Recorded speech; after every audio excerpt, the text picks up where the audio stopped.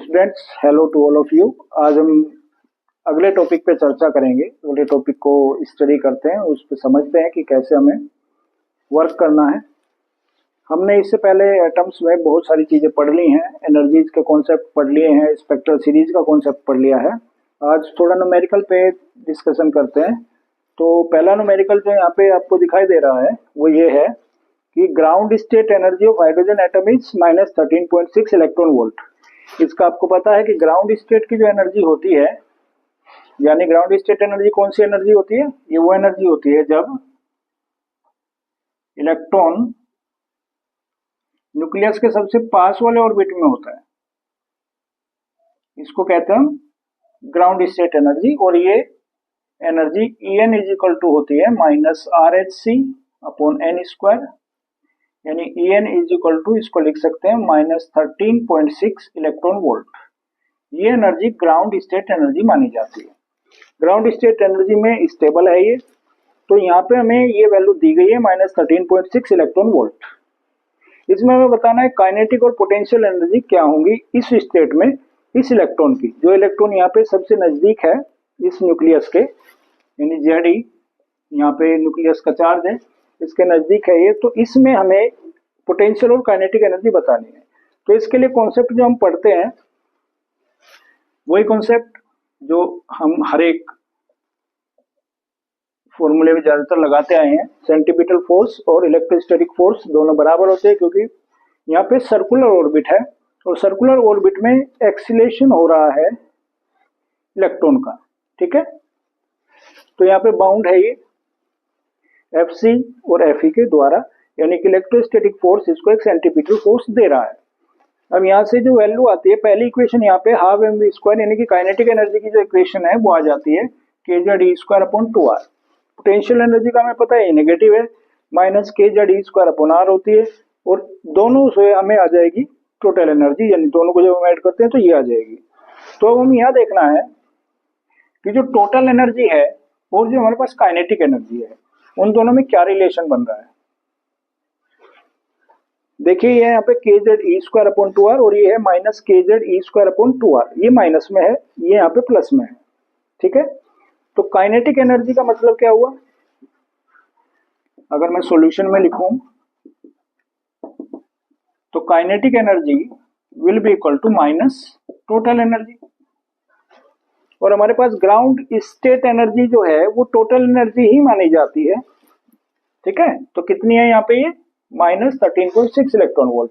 तो kinetic energy कितनी हो जाएगी यहाँ पे? That will B -13.6 electron volt, यानी आ जाएगी प्लस में 13.6 इलेक्ट्रॉन वोल्ट। ये क्वेश्चन बहुत बार पूछा गया है कॉम्पिटिटिव लेवल पे भी और एग्जामिनेशन में भी। तो काइनेटिक एनर्जी हमें यहाँ प्लस में लानी है। अब इसके बाद देखते हैं हम यहाँ पे कि जो पोटेंशियल एनर्जी है वो कैसे कैलकुलेट करेंगे। तो पोटेंशियल एनर्जी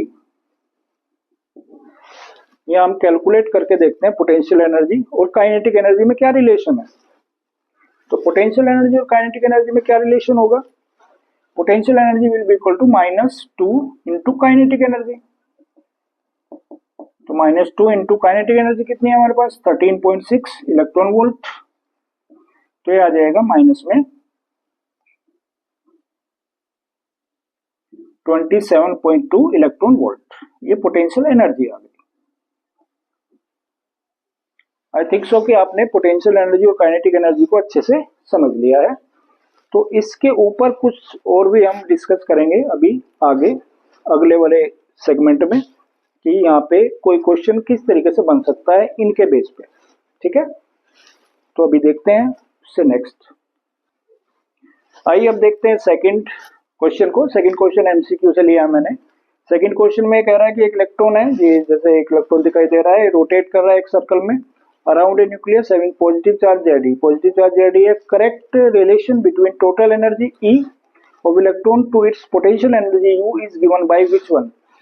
ये वाला ये या ये ABCD में से कौन सा हमें यहाँ पे दिया जाएगा। तो देखिए हमें यहाँ टोटल एनर्जी और पोटेंशियल एनर्जी के बीच में रिलेशन बनाना है। तो टोटल एनर्जी हमारे पास है, यहाँ पे लिख लेते हैं टोटल एनर्जी, यानी कि इसको E से रिप्रेजेंट किया गया है, ये है -kZe²/2r। ये पहली इक्वेशन है। उसके बाद आती है पोटेंशियल एनर्जी, इसको यू से कनेक्ट किया गया है, यानी यू से लिखा गया है यू इज इक्वल टू एयर minus K Z E square upon R, minus K Z E square upon R. ये दूसरी है, दोनों को डिवाइड कर देते हैं, E upon U is equal to हो जाएगा के जेड ई स्क्वायर से K Z E square cut गया, आर से आर कट गया, तो कितना बचा हमारे पास, यहाँ पे बचा हमारे पास 1 अपॉन 2 अपॉन 1, यानी कि 1 अपॉन 2। तो u की वैल्यू कितनी आ गई 2e। कौन से वाला ऑप्शन ठीक है, डी।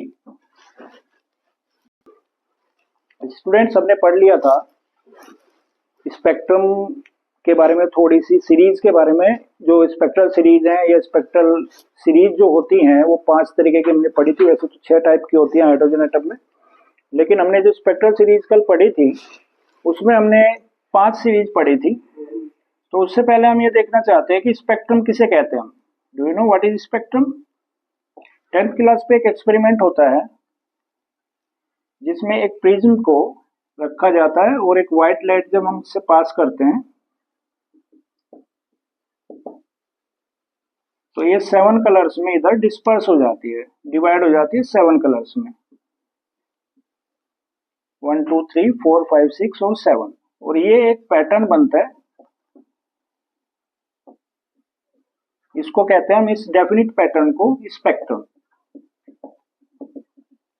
ये डेफिनिट पैटर्न है, यानी इंक्रीजिंग वेवलेंथ का इधर और डिक्रीजिंग फ्रीक्वेंसी का इधर, फ्रीक्वेंसी इधर जा रही है और लैम्डा इधर जा रहा है। यानी कि जो भी एलिमेंट होता है, अगर हम इस बारे में बात करें, यहाँ पे स्पेक्ट्रल सीरीज या एटॉमिक स्पेक्ट्रा के बारे में बात करें, तो हाइड्रोजन को अगर हम लेते हैं तो हाइड्रोजन सबसे सिंपलेस्ट में अगर जाएं तो हाइड्रोजन का जो स्पेक्ट्रम है वो हमें कब मिलता है, जब हाइड्रोजन को एक्साइटेड कर दिया जाता है। तो इसके एक्साइटेशन से जो एनर्जी हमें मिलती है उसका एक डेफिनिट पैटर्न होता है, एक रेगुलर पैटर्न होता है, जिसको हम कहते हैं हाइड्रोजन स्पेक्ट्रम। हाइड्रोजन स्पेक्ट्रम में क्या होना जरूरी है, एक रेगुलर पैटर्न होना जरूरी है। जैसे कि इस वाले केस में आप देख रहे हैं, यहाँ पे व्हाइट लाइट जा रही है तो ये प्रिज्म क्या कर रहा है, इसको 7 कलर में डिस्पर्स कर रहा है। तो इसी तरीके से एक रेगुलर पैटर्न हाइड्रोजन के स्पेक्ट्रम में भी देखने को मिलता है, उसको हम कहते हैं हाइड्रोजन स्पेक्ट्रम। तो जब उसी पैटर्न का अध्ययन किया गया, स्टडी की गई, तो उसमें से हमें 5-6 सीरीज देखने को मिली। पहली जो सीरीज देखने को मिली वो लाइमन थी, दूसरी बामर, तीसरी जो सीरीज थी वो थी पाश्चन, चौथी जो सीरीज थी वो थी ब्रैकेट, और पांचवी जो सीरीज थी वो थी फुंड। ये 5 सीरीज हमें देखने को मिली है। अब एनसीईआरटी क्या रेकमेंड करती है, एनसीईआरटी लाइमन सीरीज की जो वेवलेंथ है उसकी कैलकुलेशन को रेकमेंड करती है, और जो बामर सीरीज है उसमें जो वेवलेंथ है उसकी कैलकुलेशन को रेकमेंड करती है। तो आज हमें पढ़ना है बामर सीरीज के बारे में। तो बामर सीरीज के अंदर जो लैम्बडा है उसके अंदर जो लाइंस मिलेंगी वो कौन कौन सी होंगी, उसके बारे में आज हमें स्टडी करनी है। तो वो लाइन कौन कौन सी है, अब आज हमें क्या लेना है, बामर सीरीज लेनी है। तो स्पेक्ट्रल सीरीज में आज हम विशेषतः पढ़ेंगे बामर सीरीज के बारे में। तो स्टूडेंट्स अब पढ़ते हैं हम बामर सीरीज के बारे में। बामर सीरीज कौन सी सीरीज होती है, सबसे पहले जो सीरीज थी ये सबसे पहले ऑब्जर्व की गई थी जब हाइड्रोजन के स्पेक्ट्रम में सीरीज का अध्ययन चल रहा था। तो सबसे पहले बामर ने इस सीरीज को इंट्रोड्यूस किया था। तो ये विजिबल रीजन में, आपको पता है विजिबल रीजन में होती है। इसका empirical formula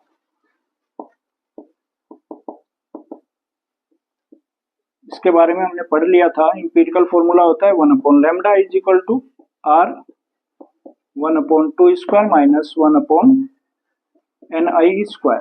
what is ni है, यहाँ पे जो ऑर्बिट है ये हम लेंगे 2 से बड़ा, यानी कि 3 4 5 6 7 8। अगर n is equal to ni is equal to 3 है, when ni is equal to 3 है तो 1/λ जो आएगा वो आएगा r 1/2 का स्क्वायर हो जाता है 4 माइनस 1/3 का स्क्वायर हो जाता है 9। तो यहाँ से 1/λ जो आएगा वो आएगा आर, यानी यहाँ से हम अगर एलसीएम लेते हैं तो 36, 9 minus 4, this will be equal to 1 upon lambda is equal to R, यहाँ पे आ जाएगा 5/36, तो लैम्डा इज इक्वल टू आ जाएगा यहाँ पे 36/5r। ये जो वेवलेंथ निकली है ये कौन से वाली लाइन की वेवलेंथ होगी बामर सीरीज में? ये जो वेवलेंथ है ये एच अल्फा को डिनोट करती है, this is H alpha. H alpha वो पहली लाइन है जो बामर ने यहाँ पे देखी, और एच अल्फा की जो वेवलेंथ है वो इतनी होती है 36/5r, ठीक है। तो ये 686.5 समथिंग होती है एंगस्ट्रॉम में। लेकिन ये रीजन कौन सा होगा, कौन से वाले रीजन में पड़ेगी? अब एच अल्फा जो लाइन है ये पड़ती है रेड रीजन में, क्योंकि विजिबल रीजन था तो ये रेड कलर में देखने को मिलती है, ठीक है। तो बामर की H alpha line red colour पे इंडिकेट कर रही है। इसके बाद हमें सेकंड वाली लाइन को देखना है। सेकंड वाली लाइन इससे थोड़ा सा कम गैप पे होगी, इसको हम एच बीटा लाइन कहते हैं। ये कब मिलेगी हमें? ये मिलेगी हमें तब जब n इज इक्वल टू 4, यानी कि 4 ऑर्बिट से ये कहां पे जाएगा? सेकंड ऑर्बिट में जाएगा इलेक्ट्रॉन, ठीक है। तो एक फोटोन रिलीज करेगा और उसकी जो लाइट है वो एच बीटा लाइन को शो करेगी। ये लाइन स्पेक्ट्रम है, तो लाइन स्पेक्ट्रम हम यहाँ पे देख रहे हैं। लाइन स्पेक्ट्रम के बारे में अभी बात चल रही है, तो हमें कौन से वाली लेनी है इस इंपेरिकल फॉर्मूले के अकॉर्डिंगली? जब n is equal to ni is equal to कितना हो? 4 हो। तो इस केस में हमें मिलेगी 1 upon lambda is equal to r 1/4 minus 1/16, 4 का स्क्वायर 16 हो जाएगा। 1 upon lambda is equal to r, 16 यहाँ से एलसीएम ले लेंगे तो ये हो जाएगा 4 minus 1, 1 upon lambda is equal to r, 4 में से 1 माइनस कर देंगे 3/16, तो 1 अपॉन लैम्डा यहाँ से आ रहा है इतना, तो लैम्डा इज इक्वल टू आ जाएगा 16/3r। इस लाइन का क्या नाम देंगे? इस लाइन को कहेंगे हम एच बीटा। ये कौन से रीजन में पड़ेगी? ये ब्लू ग्रीन रीजन में पड़ेगी, ब्लू ग्रीन रीजन। क्योंकि हम यहाँ पे कौन से वाले रीजन की बात कर रहे हैं? बामर से रीजन में विजिबल रीजन की बात कर रहे हैं, तो यहाँ पे ब्लू ग्रीन रीजन में पड़ेगी। इसके बाद कौन से वाली आती है? इसके बाद आती है एच गामा। आप देख रहे हैं यहाँ पे इंटेंसिटी जो है वो घटती जा रही है। यहाँ पे इंटेंसिटी ज्यादा है, यहाँ पे इंटेंसिटी उससे कम है, यहाँ पे इंटेंसिटी उससे कम है, यहाँ पे इंटेंसिटी उससे कम है, और फिर आगे फेडेड होती चली जाती है लाइंस। तो अब हमें एच गामा निकालनी है, तो एच गामा निकालने के लिए क्या करना पड़ेगा? What we have to do? Next one wavelength देखते हैं अब एच गामा के लिए। तो एच गामा की जो वेवलेंथ है वो कैसे कैलकुलेट करेंगे? That will be 1 upon lambda is equal to r, 1 upon 2 का स्क्वायर हो गया हमारे पास 4 माइनस, ये यहाँ पे हमने ले लिया था n इज इक्वल टू 4 पे, ni इज इक्वल टू 4 पे। यहाँ पे हमने पहले कहा लिया था ni इज इक्वल टू 3 पे, यहाँ पे लिया था हमने ni इज इक्वल टू 4 पे, और हम यहाँ ले रहे हैं हम ni इज इक्वल टू 5 पे। ni इज इक्वल टू 5 पे h गामा आ जाएगी, तो 5 का स्क्वायर हो गया 25, 1 upon lambda is equal to आ जाएगा r, 1 अपॉन 4 और 25, इन दोनों का एलसीएम हो गया 100, ये आ जाएगा 25 minus 4, 1 upon lambda is equal to r, 25 minus 4 21 upon 100, यानी लैम्डा इज इक्वल टू आ जाएगा 100 अपॉन 21 r। r की वैल्यू को पुट करके, r की value we know that this is 1.097 into 10⁻⁷ metre minus 1। ये मीटर माइनस 1 होता है, हो सकता है कल की वीडियो में मैंने मीटर लिख दिया हो तो इसको करेक्ट कर लेना आप, ये मीटर माइनस 1 में होता है।